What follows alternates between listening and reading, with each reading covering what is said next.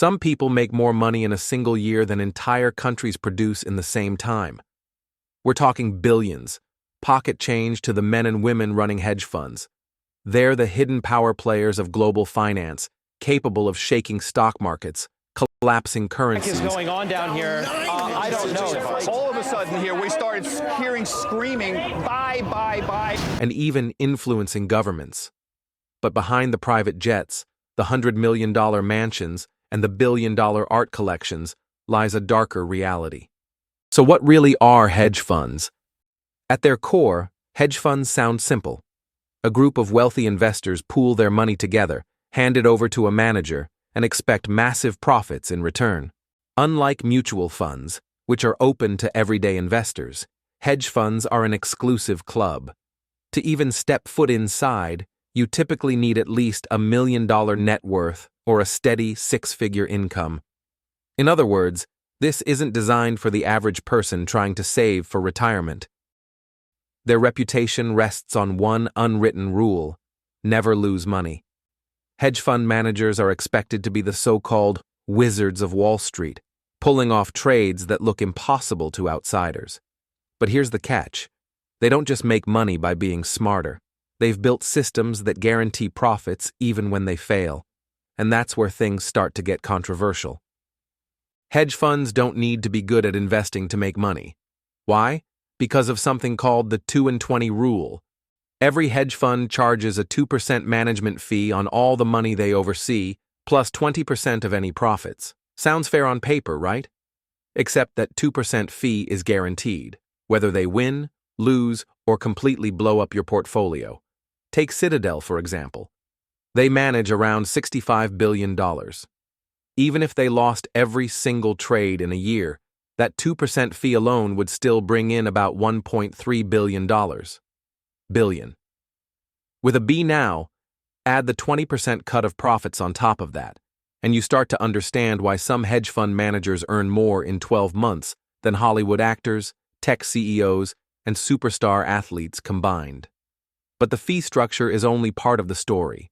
Hedge funds also use tools that most investors can't even touch.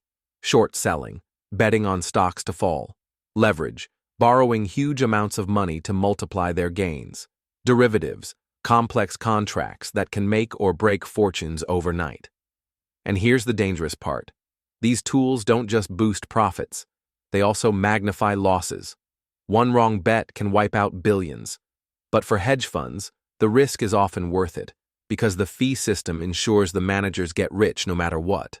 In other words, they've built a game where the house always wins, and they're the house. The billionaire hedge fund titans. If hedge funds are the secret rulers of global finance, then their managers are the kings, and sometimes the villains. These men aren't just rich, they're insanely rich, with fortunes so massive they can swing markets, buy sports teams, or spend $500 million on a few paintings without blinking. Take Ken Griffin, the founder of Citadel. He placed his first trades as a college student, installing a satellite dish outside his dorm window to grab stock data before anyone else. Today, Citadel manages over $65 billion, and in 2022 alone, while ordinary investors were watching markets bleed, Griffin's fund pulled off a record-breaking $16 billion gain. That's the largest single-year profit for any hedge fund in history. Oh, and in his spare time, he casually dropped $500 million on artwork just because he could. Then there's Ray Dalio, the man behind Bridgewater Associates, the world's biggest hedge fund. Dalio built what he calls the all-weather portfolio, a system designed to make money in any market condition. But what really sets him apart is his obsession with radical transparency. At Bridgewater, every meeting is recorded, and even the most junior employee is expected to openly challenge their boss. Some people call it brilliant. Others say it feels more like a cult. But no hedge fund billionaire has a reputation quite like Steve Cohen. His old firm, SAC Capital, was one of the most aggressive trading houses on Wall Street, until it got hit with a $1.8 billion fine for insider trading. That scandal was one of the biggest in U.S. history. Traders went to prison, the firm was shut down, But Cohen himself? He walked away, paid the fines, and came back stronger with a new fund, point 72. Today, he's managing over $30 billion. And he also owns the New York Mets, because why not? These hedge fund titans are celebrated as financial geniuses, but also criticized as ruthless gamblers who play with billions like it's a board game. And while many of their trades end in unimaginable wealth, some hedge funds crash so hard they almost take the entire financial system down with them. But by now, it's clear hedge funds aren't just about money, they're about power. Because when you control trillions of dollars, you don't just trade stocks, you influence entire economies. Hedge funds have been accused of driving up food and energy prices, betting against struggling countries, and even profiting from financial crises that devastated millions of ordinary people. And then there's the political angle. Reports have claimed that some hedge fund billionaires pour fortunes into political campaigns, lobbyists, and think tanks. The speculation? That they're shaping policy in ways that protect their wealth and expand their reach. It's the kind of influence you'll never see on a ballot, but it may shape the world you live in.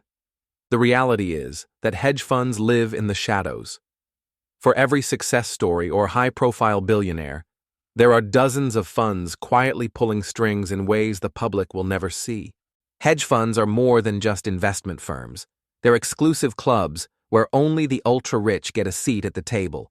They use strategies that can shake markets, generate billions overnight, and sometimes nearly collapse the entire financial system. Their leaders are celebrated as geniuses, condemned as gamblers, and in some cases exposed as criminals.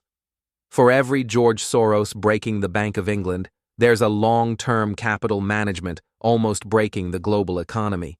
For every Renaissance technologies quietly printing billions with algorithms, there's a Bernie Madoff defrauding investors in the shadows.